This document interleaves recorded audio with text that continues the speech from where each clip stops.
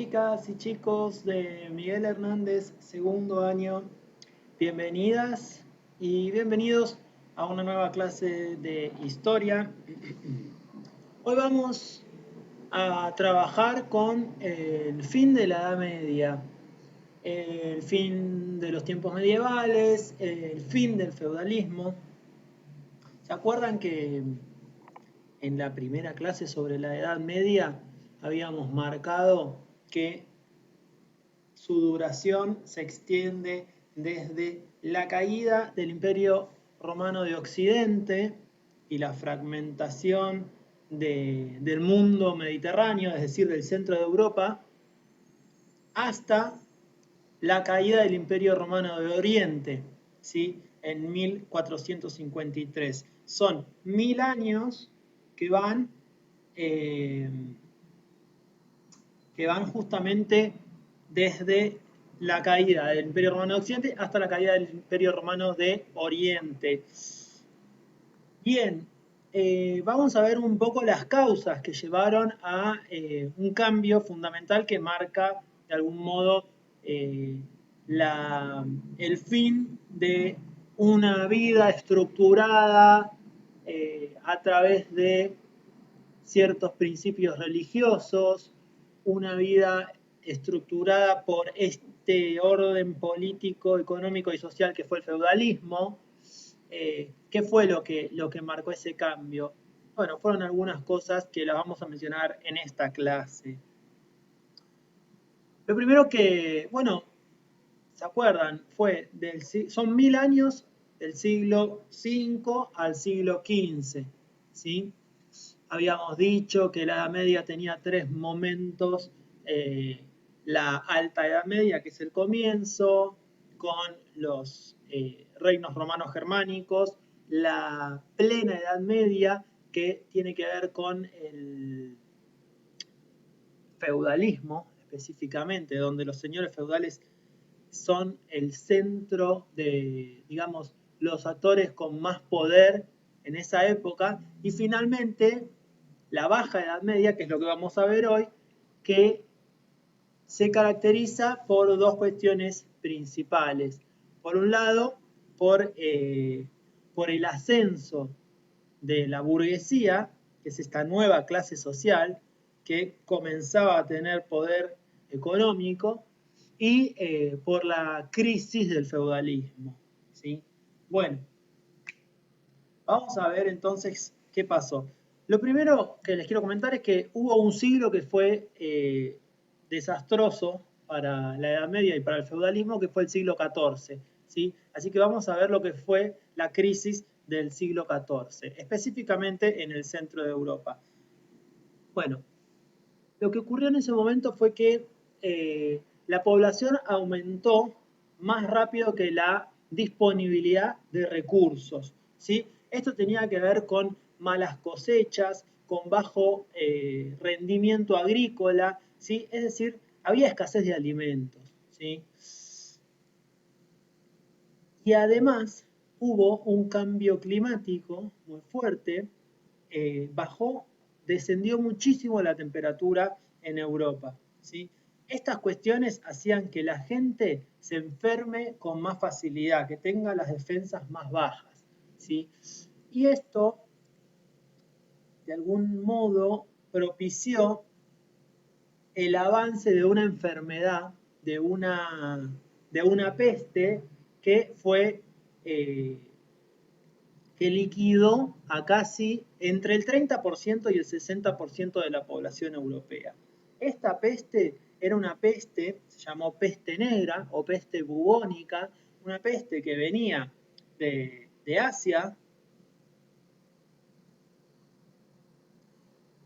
del centro de Asia, y afectaba a los ganglios, ¿sí? Una infección en los ganglios que se propagaba a través de las ratas. No precisamente de las ratas, pero sí de las pulgas que llevaban las ratas y que picaban a las personas. Por eso tengo esta foto de estos señores, esta pintura de estos señores, que para ustedes, ¿qué son estos locos que están ahí? Parece que van a una fiesta de disfraces. ¿Qué son? Estos chabones son doctores, ¿sí? Que iban a atender a los infectados. ¿Por qué usaban esas máscaras? Nosotros hoy usamos barbijos, ¿sí? Porque sabemos que es la mejor manera de protegernos del COVID y de proteger a las personas con las que nos relacionamos, con las que podemos charlar. Eh, bueno, lo usaban porque pensaban que de esa manera se protegían. Pero a diferencia del barbijo que hoy nos ayuda justamente a cuidarnos y a cuidar a los demás y a las demás, esa máscara que utilizaban y que me parece bastante creepy, bastante siniestra, bastante me da miedo, eh, ellos pensaban que se transmitía a través del aire, la peste bubónica o la peste negra.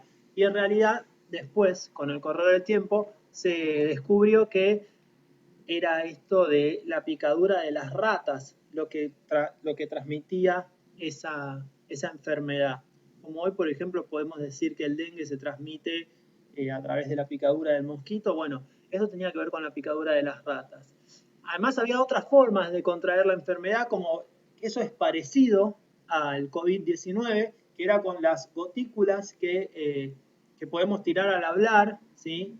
Que es una forma, o al estornudar, mucho peor, o sea, si estornudas, salen un montón de gotitas de tu saliva que si vos estás infectado puede infectar a otras personas, ¿sí?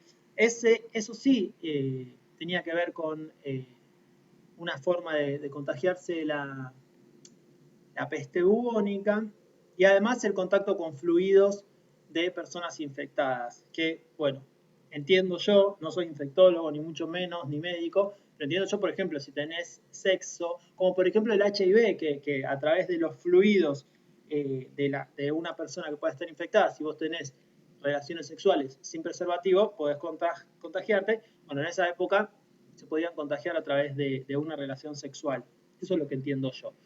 Eh, bueno, ya les dije que murió un montón de gente, murió entre un 30 y un 60% de la población mundial. Imagínense, no sé, si la población es de 100 personas, murieron 30, entre 30 y 60 personas, o sea, un montón de gente. De la población mundial, no, perdón, de la población europea, ¿sí? También murió mucha gente en Asia igual. Eh, bueno, esto generó una gran crisis. Estamos hablando entonces de la crisis del siglo XIV, ¿sí? Que se muera tanta gente hacía que haya menos gente para trabajar, ¿sí? Para trabajar en los feudos, para trabajar en las cosechas, en los campos de los señores feudales. Entonces, los señores feudales empezaron a perder poder, ¿sí? ¿Y qué hicieron? Empezaron a cobrar impuestos más altos. Esto generó que los campesinos que estaban expuestos a enfermedades, que tenían pocos alimentos, que se cagaban de frío por esa especie de glaciación, esa nueva era de hielo que se dio en Europa en esa época, en el siglo XIV, ese descenso de la temperatura, empezaron a irse de los feudos a las ciudades. Y acá se da un proceso al revés de lo que nosotros vimos en el feudalismo, que se iban de las ciudades porque las ciudades eran peligrosas, porque las ciudades estaban expuestas a las invasiones de los bárbaros, de los vikingos, de los magiares, de los musulmanes. Bueno, ahora se iban del campo a las ciudades. ¿Por qué? Por todos estos problemas que tenían y porque encima le cobraban cada vez impuestos más caros, ¿sí? Todo eso debilitó a los señores feudales, que los señores feudales en algún momento habían llegado a tener un gran poder. Tenían tanto poder que desafiaban el poder de los reyes. Bueno, ahora comenzaron a perder poder y los reyes empezaron a tener de vuelta más poder, ¿sí? ¿Por qué tuvieron más poder? Entre otras cuestiones porque se empezaron a aliar con una clase social que estaba en ascenso. ¿Qué clase social era? Sí, la burguesía, exacto. Entonces, en este momento de la historia, la burguesía y los reyes se empezaron a aliar, empezaron a ser socios, empezaron a hacer negocios en conjunto, se empezaron a prestar dinero. ¿Se acuerdan que los burgueses, muchos eran comerciantes, empresarios y sobre todo también banqueros? Entonces los reyes empezaron a financiarse también con estas alianzas con la burguesía. Pero fue un siglo desastroso. No solamente fue lo de la peste, sino que también murió un montón de gente. ¿Por qué? Por las guerras, principalmente por la guerra de los 100 años. La guerra de los 100 años fue, estoy hablando muy rápido, perdón, la guerra de los 100 años fue un enfrentamiento entre Francia y Inglaterra que tuvo un origen feudal. ¿Por qué tuvo un origen feudal? Porque Eduardo III tenía algunos feudos en territorio francés. Era el rey de Inglaterra y tenía algunos feudos en Francia. Y al tener unos feudos en Francia, quiso coronarse como rey de toda Francia. Bueno, esto llevó a un conflicto armado que fue la Guerra de los 100 años, que fueron más de 100 años, que fue de 1337 a 1453. ¿Qué pasa con esta guerra? Como les dije antes, muere un montón de gente, un enfrentamiento larguísimo y además también aumentan los impuestos porque siempre que hay guerras alguien tiene que pagar a los ejércitos, las provisiones, las armas, entonces también más quilombo social porque necesitaban la guita para financiar la guerra. Lo que me importa de esta guerra, lo que más me importa, además de lo que ya dije, es la figura de esta chica, y digo chica y digo bien, porque murió, ahora vamos a ver cómo, a los 19 años, esta chica que le fue muy bien en el mundial que hicimos hace unos meses de personajes históricos, que fue, ¿quién fue? Juana de Arco. Juana de Arco. Bien, vamos a ver un poco su historia, ¿sí? Juana de Arco era una campesina que creía haber sido elegida por Dios para liberar a Francia del avance de los ingleses. ¿Sí? Entonces, cuando ella se da cuenta o siente que había sido llamada por Dios para participar en la Guerra de los 100 años y para defender al pueblo francés, empieza a querer participar en las batallas y en los ejércitos. Al principio no le dan demasiada bola, pero cuando ella consigue relacionarse con un comandante francés, consigue llegar a hablar, porque le había dicho, no me lo acuerdo exactamente, pero le había dicho una premonición que ella tenía sobre la batalla y esa premonición se cumplió. Entonces este comandante dice, bueno, por ahí esta piba no está tan loca como yo pienso, así que la voy a llevar a hablar con la figura más importante de Francia en ese momento, que era Carlos VII, también conocido como el Delfín, y se la voy a llevar a ver si tiene alguna idea interesante para la guerra que tenemos contra Inglaterra. Entonces consigue entrevistarse Juana con el Delfín y cuando el Delfín acepta recibirla, lo primero que hace es mezclarse. Bueno, esto no se sabe si es absolutamente cierto, pero por lo menos es interesante. El Delfín lo que hace es, bueno, si ella dice que está enviada por Dios, yo lo que voy a hacer es, me voy a mezclar entre la gente común, me voy a vestir de otra manera, y si ella es enviada realmente por Dios, me va a tener que reconocer. Y Juana lo reconoce entre la gente como Carlos VII, como el Delfín, entonces empiezan a escucharla con más atención, porque sus providencias se empezaban a cumplir, ¿sí? Así que Juana, de este modo, se convierte en líder de los ejércitos franceses y empieza a tener éxito en las batallas, ¿sí? Empieza a tener éxito en las batallas y ayuda al Delfín a que sea coronado rey de Francia, ¿sí? Vamos a avanzar un poco más. Juana empieza a tener diferencias con el rey. Es decir, el rey en algún momento se alía con ella, pero después empiezan a tener diferencias. ¿Cuáles eran las diferencias que tenían? El rey tenía una visión más pragmática. Pragmática tiene que ver con resolver algo de una manera más práctica. Lo que quería hacer el rey era terminar con la guerra que había llevado tantos años de sufrimiento y de muerte al pueblo francés y también al pueblo inglés. Y Juana quería avanzar, ¿sí? No quería negociar con los ingleses. Ella quería seguir luchando para liberar a Francia de este avance de los ingleses. Y el rey ya estaba cansado de tanta guerra y quería negociar. Entonces, ahí empiezan a separarse sus intereses y Juana, pobre Juana, termina siendo eh, capturada por los borgoñeses. Los borgoñeses eran franceses, pero que estaban aliados con Inglaterra. Ellos la capturan a Juana y el rey, Carlos VII, el delfín, no hace nada o no hace lo suficiente como para recuperarla, como para liberarla.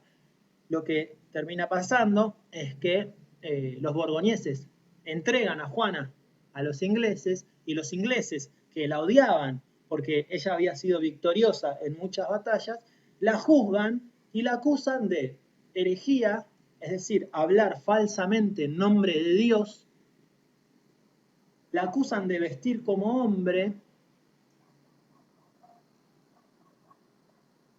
y la acusan de brujería. Los tres, las tres acusaciones marcan una época, ¿no? Primero, no se puede hablar no se puede hablar falsamente en nombre de Dios. ¿Por qué? Bueno, porque Dios y el cristianismo son la base de todo el sistema político, económico y social del feudalismo. Entonces, si vos te metés con eso, te estás metiendo con lo que ordena y lo que le da poder a cierta gente y se lo saca a otra, ¿sí? Otra cuestión, vestir como hombre, meterse en los asuntos de los hombres. Acá podemos ver que el machismo, el patriarcado, tiene una raíz histórica de muchos, diría yo, miles de años, ¿sí? Cientos de años, miles de años, y no es algo de hoy en día, con lo cual, por eso también es tan difícil erradicar el patriarcado o el machismo de la sociedad actual, porque imagínense mucho tiempo de este tipo de cultura machista. Y por último, la brujería. ¿Qué tiene que ver la brujería? La brujería es, yo lo entiendo como el monopolio de la magia, ¿no? Si vos estás diciendo que el monopolio es cuando alguien, solamente una empresa o solamente una persona tiene el control de toda una actividad. Y la magia era propiedad del cristianismo, los milagros, ¿sí? Solamente podían ser en nombre de Dios. Que ella también lo decía en nombre de Dios. Pero cuando vos criticabas el orden establecido o el poder que tienen ciertas personas que dicen ser enviadas de Dios, porque ¿qué diferencia hay entre que Juana diga que es enviada de Dios y que el rey de Inglaterra diga que él fue elegido por Dios para gobernar? Yo no le veo mucha diferencia. En todo caso, los dos están hablando de cosas que son improbables, que no las podés confirmar a través de, no sé, del razonamiento o de la ciencia, ¿no? Sí, yo también soy enviado de Dios. Bueno, entonces, ¿por qué Eduardo III o Carlos VII eran enviados de Dios y Juana no? Entonces, ellos tenían el control de la magia, ¿no? Ellos tenían el control del cristianismo. Así que esto pasaba en la brujería cuando las chicas dicen en, en las marchas, somos las nietas de las brujas que no pudieron quemar, están hablando un poco de esto, ¿sí? Porque se las acusaba de brujería. Cuando vos metías el dedo en algún resorte del poder y eras mujer, decían, sos una bruja, ¿y qué hacían? te condenaban de brujería. Y el castigo por brujería, el castigo para Juana y para todas las mujeres que se enfrentaban al poder, era la muerte y específicamente la muerte en la hoguera. La muerte en la hoguera significa ser quemada, ¿sí? O sea que un horror, un espanto, ¿sí? Que se daba mucho en la Edad Media. Y lo peor de todo, si se puede, es que un tiempo después el Papa de Roma analizó de vuelta el caso y dijo, esta chica, chicos y chicas, recuerden que la queman a los 19 años. O sea que fuerte, que muy chiquita, muy chiquita. Y ya había participado en batallas, todo, bueno, era un personaje muy fuerte, ¿no?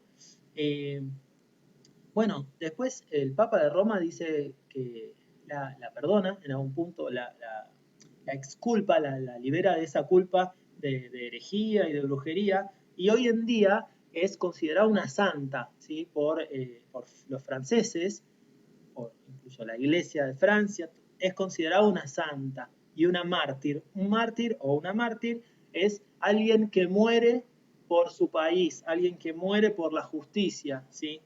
Eh, entonces, bueno, quería marcar específicamente la figura de Juana de Arco como una figura importante en la Guerra de los 100 Años.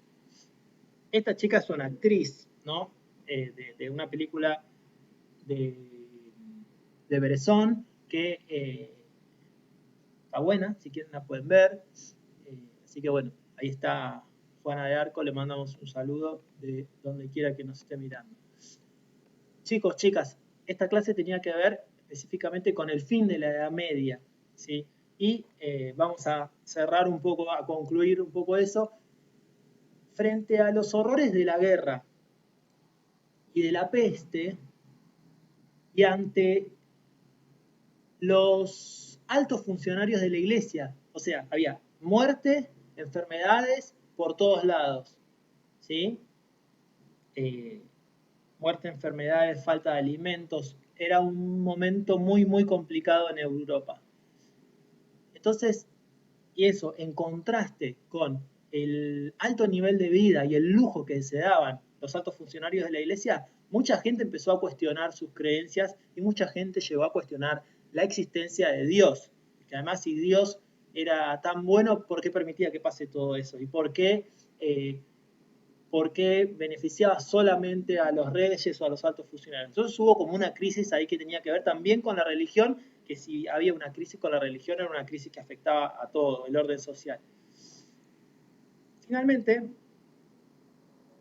en 1453, los turcos otomanos invaden el imperio bizantino, invaden Constantinopla y ahí se da el fin de la Edad Media, ¿sí? La caída del imperio romano de Oriente, como dije al principio de la clase. Pasa todo ese territorio, pasa a quedar en manos de los turcos otomanos, pasa a ser controlado por el Islam, por otra religión que vimos en la clase anterior, es la religión que se enfrenta al cristianismo en las cruzadas. Bien, chicos y chicas, eso ha sido todo por hoy. Voy a dejarles una actividad en la descripción del video.